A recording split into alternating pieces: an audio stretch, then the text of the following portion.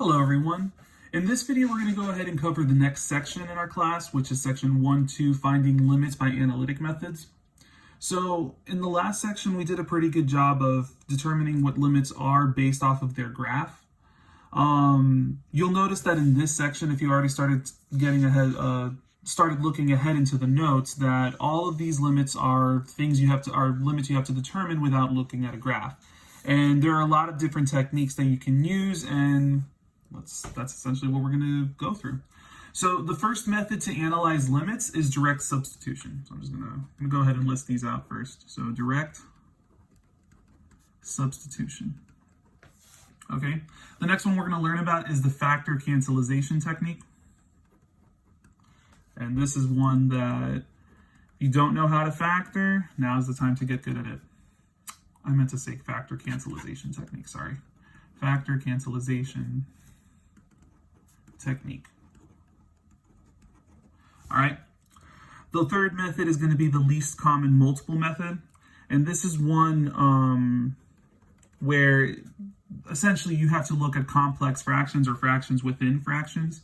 So for complex fractions, it's actually a useful skill if you're trying to prepare for the SAT.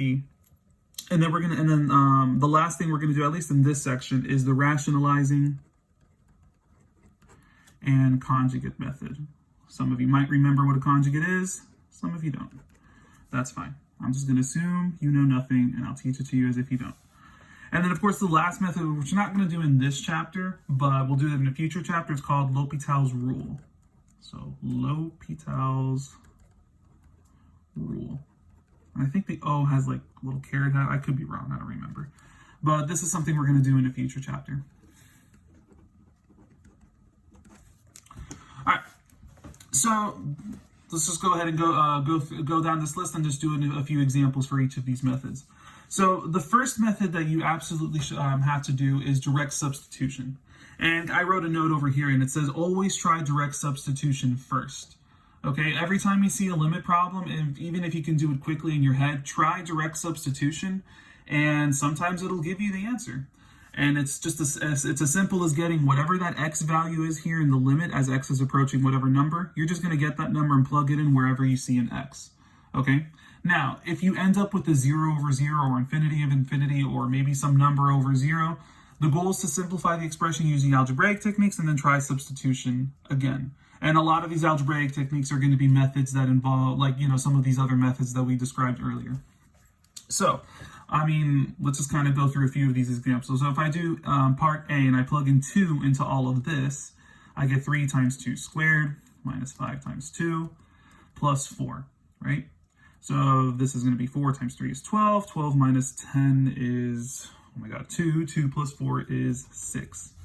All right, so that's something you can quickly do in your head, or I know some of you, are not as good as mental math, but that's fine, just as long as you understand what you're doing. So then for part B, you're just going to go ahead and plug in 2 wherever you see an x value, just like before. So it's going to be like 2 cubed plus 1 divided by 2 plus 1. And then this is equal to 8 plus 1 is 9. 9 divided by 3 is 3. All right, just as simple as plugging and chugging. So not even real calculus if you think about it. So now when we have, as x is approaching e, I'm going to plug in e, and I get the natural log of e divided by 3 times e. All right. Some of you may remember from Algebra 1 or possibly pre-calculus that the natural log of e is just equal to 1.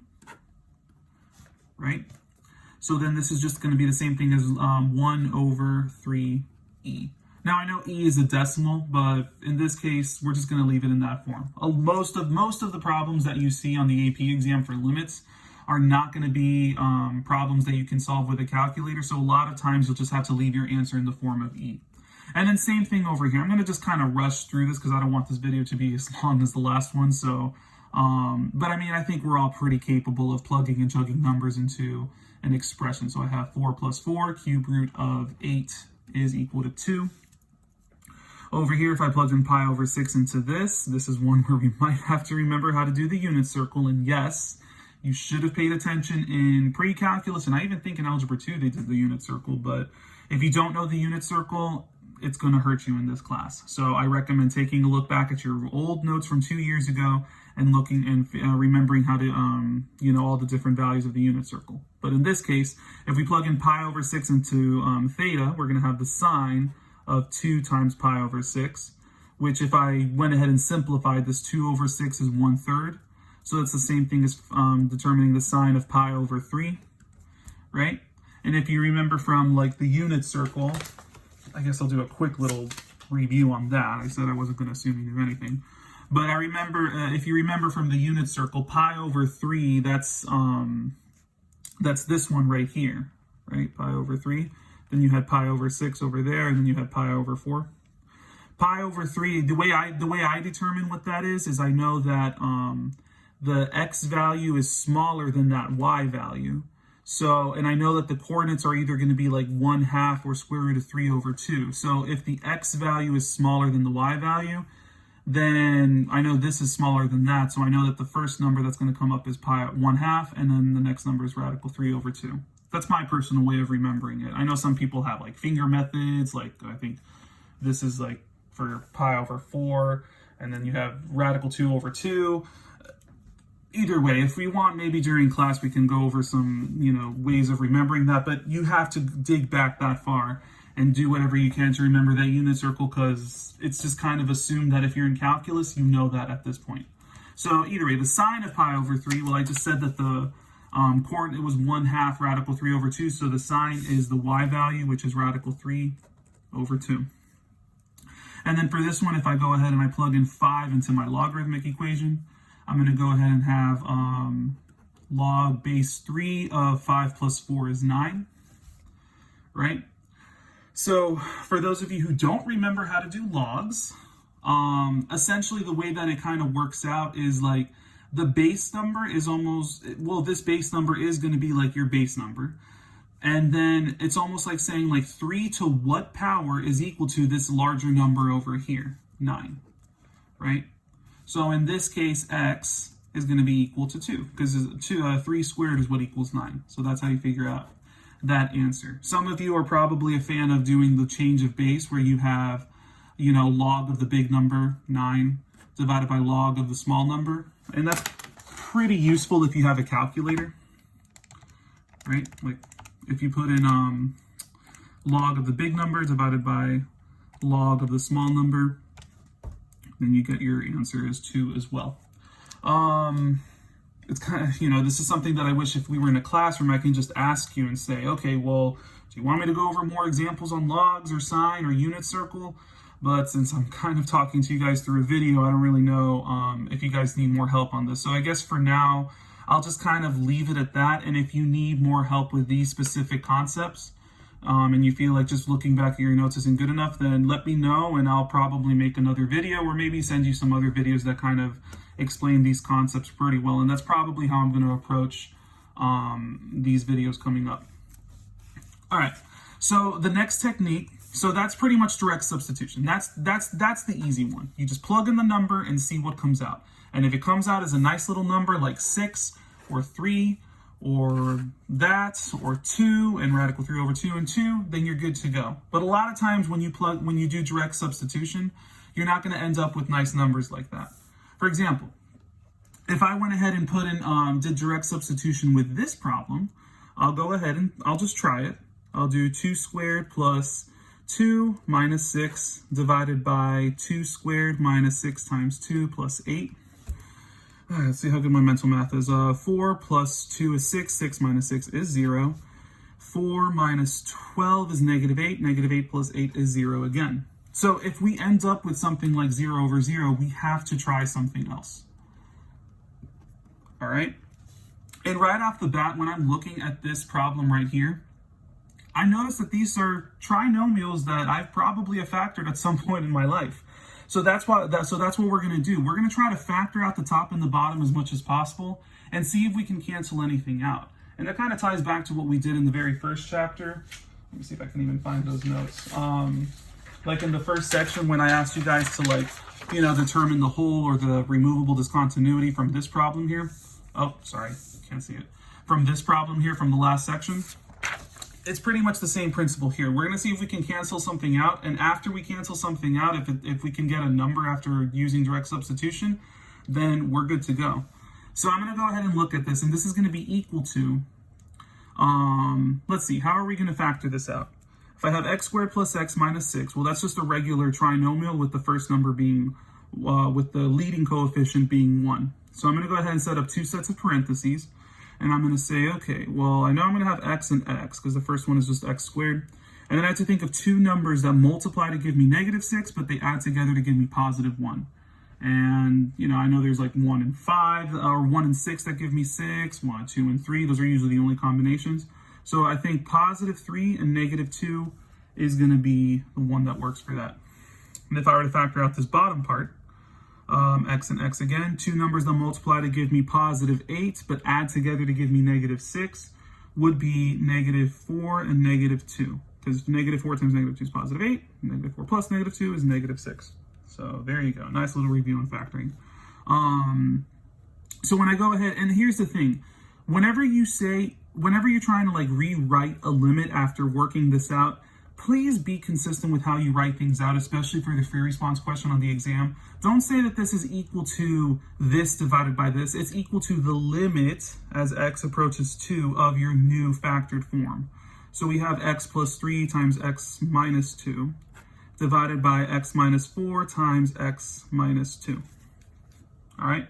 So as you can see, you have a new, you have something that you can cancel from the top and the bottom. They both have x minus 2.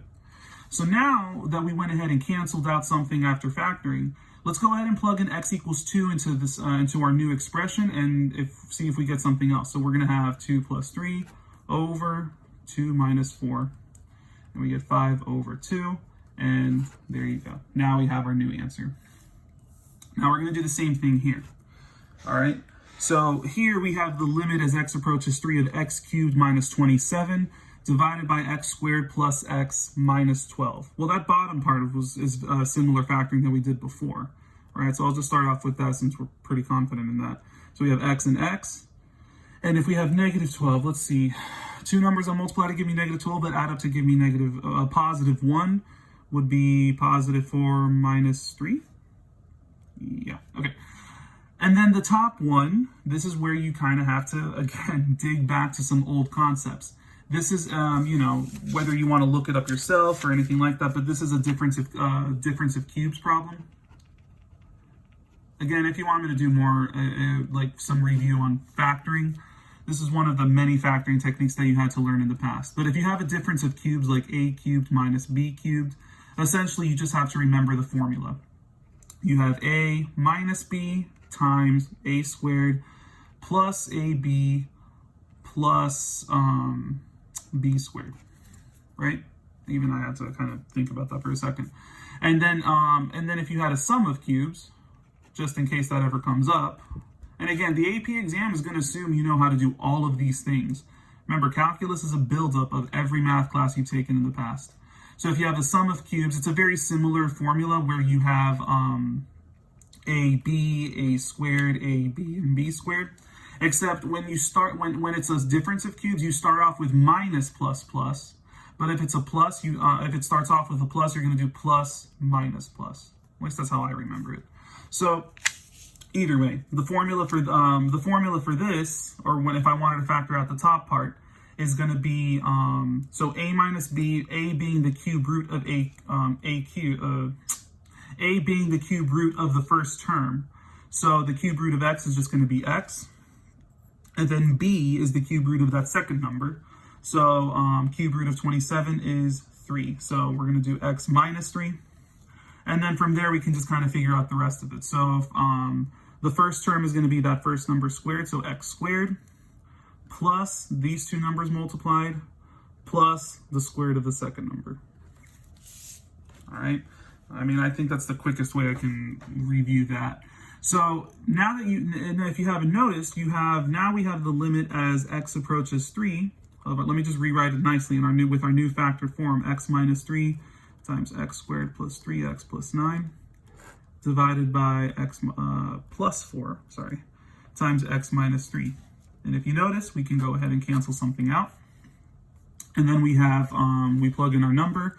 So once we plug in 3 into this is going to be equal to 3 squared plus 3 times 3 plus 9 divided by 3 plus 4. All right, now let's see if I can do this mental math in my head. So I'm going to have, this is 999, so that's 27 divided by 7. I'm pretty sure you can't really factor that or simplify that anymore. All right. So this next one is going to, hopefully we don't ever see a question like this next one on the AP exam. But this is one where you have 4 terms, and if you think way back into Algebra 2, the way you're going to end up factoring this is by either using long division or synthetic division. And this is one where you have to do the whole P divided by Q. So you get negative 10 divided by the first one. And then you say, okay, well, negative 10 over 1, and you have to think about like what all of the different possible factors are of each one, and then just test run all of the different ones. Okay. Here's a little hint though. If you know, because you know how like if I did the P over Q, like you can potentially have factors of plus or minus 1, plus or minus 2, plus or minus 5, plus or minus 10.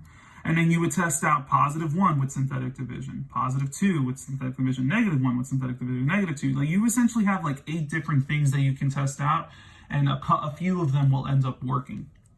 A little hint with synthetic division within limits is that whatever this number that you're trying to approach is, that's most likely going to be the one that will work. All right. So if I use positive 2, like you'll see, if I did positive 2 as my factor for this top one, right? And let's see if you guys remember synthetic division. So if I use positive 2 with the top one, again, you got to get the coefficients in front of each term. So this is 1, negative 2, 5, negative 10. Okay. And then, you're going to use your 2 in like this little backwards L here box. So I'm going to bring down my first term 1, then I'm going to multiply 2 with the 1 to get this value. Add these 2 together, you get 0. Then 2 times 0 is 0. So I don't know why I was about to put 2. And then you add these 2 and you get 5. 2 times 5 is 10. And as you can see, the very last term is 0. So when the last terms cancel out nicely, then you know that 2 is a nice little factor of this one. So the way I'm just trying to make this look a little bit more organized. So I'm going to go ahead and do the synthetic. So we know that 2 works, and then this is our answer for that. I'm going to do 2 for the second expression on the bottom here. So if I have 2 with synthetic division, I have 1, positive 2, negative 13, and positive 10. All right. And again, if just as a refresher, if you don't have like a term that like, let's say you didn't have an x squared term, you would put a 0 as a placeholder. But luckily we have a number in all of those positions. So I'm going to bring down the 1, multiply 2 by that, and then add these 2 together and I get 4. 2 times 4 is 8. Negative 13 plus 8 is negative 5. And then 2 times negative 5 is negative 10. And there you go. That works out nicely too. So that's going to be the other part of the factor form of after using synthetic division. So now that I went ahead and worked all of that out, I can go ahead and factor this out nicely. So this is going to be equal to the limit as x approaches 2 of, and if our factor was 2, you're going to put x minus 2. It's always going to be the minus, because it's almost like you're setting this equal to 0 to get to. And then, so this one was, and again, when your leading term after synthetic division is going to be 1 power less than what the original was. So this is going to be like 1x squared plus 0x, which you don't even have to write, plus 5. All divided by, and then in this case we have 1x squared. Well, hold on, we have x minus 2 because that's what we factored. 1x squared plus 4x minus 5. And then as you go down from each number, you're going down by powers and then eventually the constant. Okay? So now that we went ahead and factored the top and the bottom, we can cancel out the x minus 2 and then plug in 2, and you get 2 squared plus 5 divided by 2 squared plus 4 times 2 minus 5. And then we have 4 plus 5 is 9. 4 plus 8 is 12. 12 minus 5 is 7. And that's your final answer. I'm really hoping that they don't have synthetic division on the AP exam, but in case they do, hopefully that was a good enough refresher. I'm definitely, at least on my test, I won't have a synthetic division example, but I feel like it was at least worth mentioning for this technique. All right, so now we're going to get to the next page, and I apologize. I just noticed that we reached like the 20-minute mark, and I'm trying to make these videos as efficient as possible, but I mean, I feel like with reviewing and doing all these other things, they're going to end up being probably 40 minutes for each section, but we're just going to have to suck it up. Anyway, so for finding one-sided limits, here we have the limit as x approaches 4 coming from the right.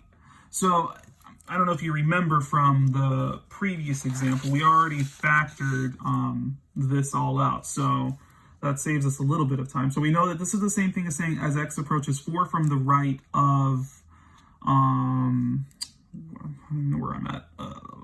Here we go. X plus 3 over x minus 4.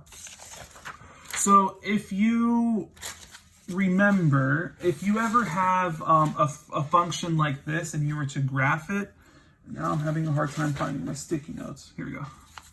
And if we were to graph that, one of the things that you'll notice is that this is going to have an asymptote at 4, positive 4, because whenever you set your denominator equal to 0, that's where you're going to end up having an asymptote on the graph. So at positive 4, we know that we're going to have an asymptote. And I don't know if you remember from experiences of solving these problems, but a lot of times, like graphs, whenever they approach an asymptote, they either go to like, maybe negative infinity, maybe in this side it goes up to positive infinity, sometimes it goes like this, sometimes it goes like that. So most likely in a situation like this, the answer is going to end up being positive or negative infinity. But the question is, how would you know that?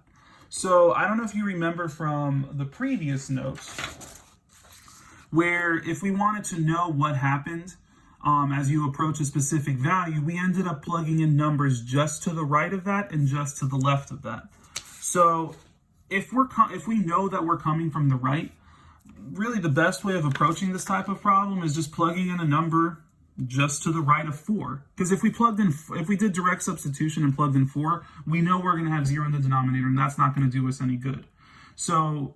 But since we know that this is going to be a vertical asymptote, what we can try to do is maybe plug in a number just to the left of 4. So let's try to put in, for example, like maybe 4.01 plus 3 divided by 4.01 minus 4, right? So if we went ahead and did that, we would end up with like 7.01 divided by 0.01. And I know some of you have a good enough intuition to understand that if you have a really small decimal on the bottom and a normal number on the top, this is going to end up giving you a big number. So, and for those of you who don't remember that, I'll just go ahead and prove it to you. So you have 7.01 divided by 0.01, and you end up with like 701. And I bet you if we even went further and maybe put 4.001 divided by 0.001, the number will get even bigger. So I think this is a good assumption that as x approaches 4 coming from the right, y is essentially going to be approaching positive infinity. Okay, and that's your answer for this problem.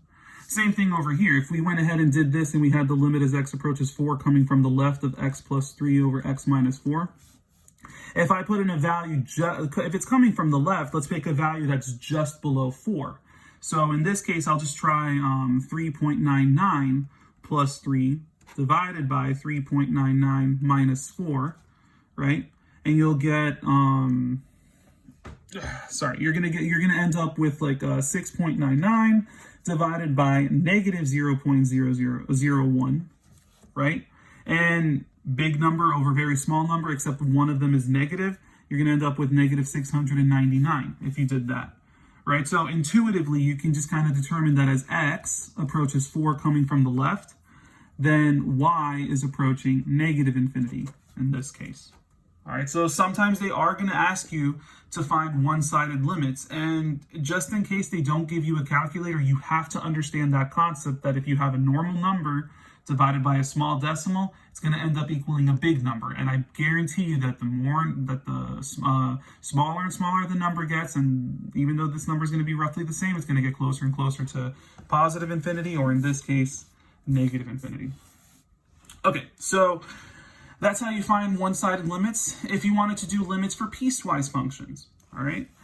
Here, for those of you who don't remember piecewise functions, again, I'm just going to spend some time reviewing some old concepts, but piecewise functions, that's essentially kind of like if I had maybe, you know, a linear function from maybe at positive 1, like maybe a linear function that's below 1, and then maybe from 1 and above it turns into a quadratic function. Like a piecewise function is like more than one different function pieced together as one. Sometimes they're continuous, sometimes they'll be broken apart.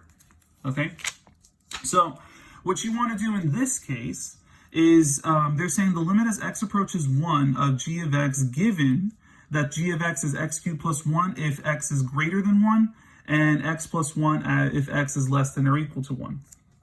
So hopefully you guys remember from the previous section that if I wanted to find the limit as x approaches 1, generally, not specifically from the left or the right, but from both directions, all right, then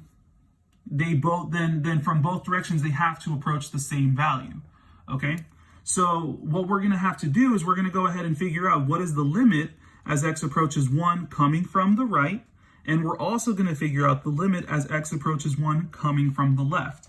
And again, I'm going to train you guys to write these out correctly so that if you're ever given a free response question, you've already built the habit of justifying and proving what the limit as x approaches whatever value you're trying to find. So if I put in the limit as x approaches 1 coming from the right, well, if it's coming from the right, that means any number greater than 1. So that's this one, right? So I'm going to go ahead and put so if the limit as x approaches 1 coming from the right is going to use this function right here. So that's of x cubed plus 1. You could have also just written g of x because that is what this is. But just understand that if you're doing limit as x approaches 1 coming from the right, you're referring to this function right there. So we're just going to go ahead and plug in 1 into that function. So that's going to be 1 cubed plus 1, which is 2. Same thing over here. The limit as x approaches 1 of g of x, I don't know why I put that first parenthesis there, of g of x, well, again, if it's coming from the left, that means value is less than 1. So you're going to be using this function right here. So that's going to be 1 plus 1, which does equal 2. All right. So now we're going to go ahead and start using that language that I taught you from the previous section. Since the limit as x approaches 1 from the right of g of x is equal to, because they're both equal to each other, the limit as x approaches 1 from the left of g of x, right? Then, which equals 2, then the limit as x approaches just 1 in general of g of x is in fact equal to 2, since both of them are equal to each other. Now, if you had a situation where they were not equal to each other, right, this is where I would just ask someone in class, but if they're not equal to each other, then you would say the limit does not exist. You're going to do the same thing over here. So if you want to find the limit as x approaches 2, well, you got to figure out what is the limit as x approaches 2 from the right, and what is the limit as x approaches 2 from the left, both of which for h of x, right? So if I'm doing as x approaches 2 from the right, that's values greater than 2, so we're going to use this function right here. All right, so if I plug in 2 into that, I'm going to end up with negative 2 squared plus 4 times 2 minus 1. So 2 squared, and again, this is the mistake that a lot of people make. Make sure you square it first and then multiply it by the negative if the negative is outside. So this is going to be negative 4 plus 8 is 4. 4 minus 1 is 3. And then over here, the limit as x approaches 2 from the left, values less than 2, so we're going to refer to this equation. I'm going to plug in 2 into that equation, and I get 2 squared minus 4 times 2 plus 7. So that's 4 minus 8. My mental math is horrible. 4 minus 8 is negative 4 plus 7 is 3. So since, and this is going to get tedious, but you got to do it, the limit as x approaches 2 from the right of h of x is equal to the limit as x approaches 2 from the left of h of x is equal to 3, then the limit as x approaches 2 generally of h of x is equal to 3. All right, so again, tedious process, but it's a process you have to follow. All right, now we're going to get into complex fractions. Great, we reached 30-minute mark. Okay, so now we're going to go ahead and do the least common multiple method for complex fractions. Fractions within fractions. Some of you hate fractions, some of you love them, which is almost none of you. But if we wanted to solve problems like this, the best way I can tell you guys how to do this is to just go ahead and take care of each fraction separately, like each part of the fraction. So here we have the limit as x approaches 0 of the numerator divided by all of this down here. And first of all, if you even plugged in 0 into this, you would end up with 0 over 1/4 plus negative 1/4. So you'll end up with 0 over 0. So we have to do something here. All right. Really, the best way of approaching this is just looking at this bottom fraction. All right. And I'm just looking at this one separately. I'm going to ignore the numerator for now. So if I look at just this bottom fraction, all right, I got to determine, first of all, what is the common denominator? Really, the easiest way, like if you kind of thought back to, what was it, like 4th, 5th grade maybe, right? If I had like 1/3 plus 1/2, the common denominator, sure, you can kind of do the whole least common multiple method, but I guess for calculus, if you really want to just get quick and dirty, the common denominator, you can just multiply the two values together, and that's your common denominator. And then here you would multiply by 2 over 2, here you multiply by 3 over 3. All right. In this case, the common denominator is just going to be the two expressions multiplied together. So it's going to be 4 times x minus 4. Right? So if I wanted to go ahead and combine these two fractions, okay, I'm going to have to multiply each fraction depending on whatever it's missing. So for example, this first fraction is 1/4. Well, I know that this denominator from my common denominator is missing the x minus 4. So I'll multiply the top and the bottom by x minus 4. I know that this fraction over here, the 1 over x minus 4, this one is from the common denominator is missing that extra 4. So I'm going to have to multiply the top and the bottom by 4 over 4. All right. So when I go ahead and work that out, then I multiply across. I have x minus 4 on the top, 4 times x minus 4, plus I have 4 over 4 times x minus 4. Now that they finally have the same denominator, I can go ahead and add the numerators up. So x minus 4 plus 4, well, the negative 4 and positive 4 will cancel out, and I'm just left with x on the top and 4 times x minus 4 on the bottom. So good. Now that we went ahead and worked out the bottom fraction and combined them out, we know that we can, we're working with x over 4 times x minus 4. So that's our ultimate goal, because when I go ahead and rewrite the bottom part, I'm going to have x over 4 times x minus 4, right? And that's our ultimate goal with complex fractions. We want one fraction on the top, in this case it's only 1, and one fraction on the bottom. Because then we have to remember that horrible phrase that none of us like is or keep, change, flip, or the better way of thinking about it is multiplying the numerator by the reciprocal of the bottom. So I'm going to get, you know, the top value numerator times, and then the flipped version of the denominator, which is 4 times x minus 4 over x, right? And if I multiply across, my x's are going to cancel, okay? And then I'm just left with 4 times x minus 4. So really, ultimately, this whole thing, after simplifying that whole complex fraction, okay, is going to be equal to the limit as x approaches 0 of 4 times x minus 4. And now from here, we can just go ahead and do direct substitution. So I'm going to put in 0 into this, and I'm going to have 4 times negative 4, and that's just going to be negative 16. Okay? So it's pretty straightforward. If you want, you can rewind the video and learn how to do this. I think for the sake of making this video a little bit shorter, I'm just going to go ahead and send you guys the solution for this problem. Like this would be, if this were a regular class period, I would just say, hey, you guys try this one on your own and let's compare at the end. But since we don't have that luxury for e-learning, or I want to get a head start, I'm just going to have you guys work on this on your own at your houses. And then in Canvas, I'll go ahead and post the solution for this one, and you can kind of compare and ask me questions on Remind if you need it. So I'll just move on from there because I really want to at least make it as long as the last video, even though I doubt that's going to happen. So where's my next page? Here we go. The rationalization and conjugate method.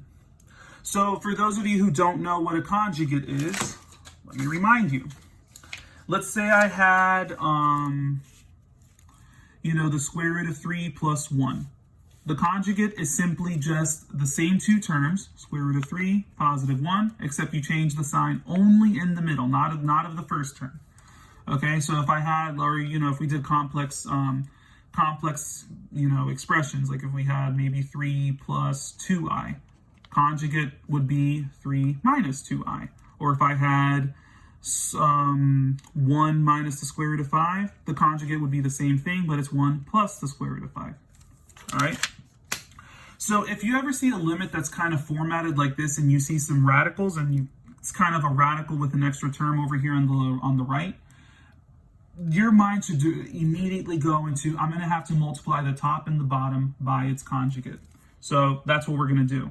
So this is the term that has the radical, so I'm going to multiply the top and the bottom by the conjugate of that, which is the square root of x plus 2, in this case plus 1, divided by the square root of x plus 2 plus 1 again. You're multiplying the top and the bottom by the same thing. So if I went ahead and multiplied all of this out, I'm going to go ahead and FOIL like we would, like we did if we had multiplying two binomials. So the square root of x plus 2 times the square root of x plus 2 is just x plus 2 times the outer.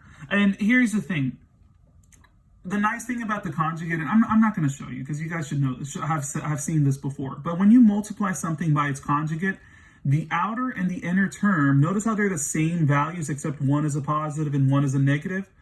It's just going to work out to where the outer and inner terms from foiling is going to cancel each other out, and really all you have to do is multiply the first terms and the last terms, and that's what the result is going to be. So I'm just going to save us the steps here and just multiply the last terms with each other. So negative 1 times positive 1 is minus 1. And then on the bottom,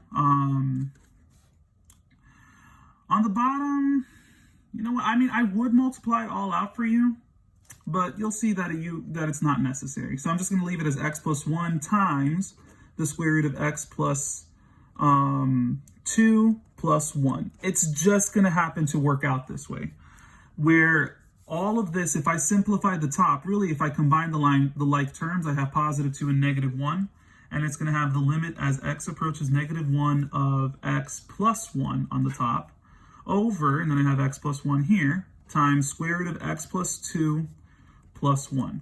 Now, as far as every problem, I can't say that this is always going to work, but I'll tell you this, every time I've seen a rationalization problem in any AP calculus exam that I've practiced, and I'll tell you I practiced a lot of them over the summer, I've never seen a rationalization problem that doesn't work out where you can cancel the top and the bottom and not have to multiply all of this out. So those are going to cancel out, and you end up with the limit as x approaches negative 1 of 1, because when you cancel, you're just left with 1 on the top, over the square root of x plus 2 plus 1. And now from here, you can just go ahead and plug negative 1 into this, and you get 1 over square root of, well, negative 1 plus 2 is 1 plus 1, and that's just going to be 1/2. And that's your answer. Again, I hate using the phrase always, or saying that this is always going to work out this way, but I'll tell you right now, every time I've seen a rationalization problem, it just so happens to cancel out whatever simplified version of the multiplication of the conjugate gives you. So, all right, so I'm going to do the same thing with this one because I've already reached the 40-minute mark. I'm going to do the same thing with this one where I'm just going to leave it blank, but in the next page on Canvas, I'll go ahead and post out the worked out solution of this. I'm going to like when I post the solutions of what I want you to do on your own, I'm going to black out everything else just to kind of force you guys to watch the videos if you want the notes for that. I'm afraid of if I just post like my full worked out notes of everything that I did beforehand, I'm afraid of you guys just, not even bothering to watch the videos and seeing the explanation. So, but for the parts where I want you guys to work on your own, I'll post the solutions of just those. And that's about it. This next section of mixed practice, which I think there's another thing. Yeah, I basically gave you guys 10 problems. 10 problems to work out on your own. I'll also post the solutions for those as well for your notes. Okay, that way you can at least check your work and feel confident about doing the problem set before doing the problem set. So I hope this worked. I hope this was helpful. Again, I feel like I think as much as I'm trying to make these videos 15 to 20 minutes, I think they're going to end up being longer because there's a lot of reviewing of old concepts in these problems, like factoring, rationalization, conjugate, unit circle.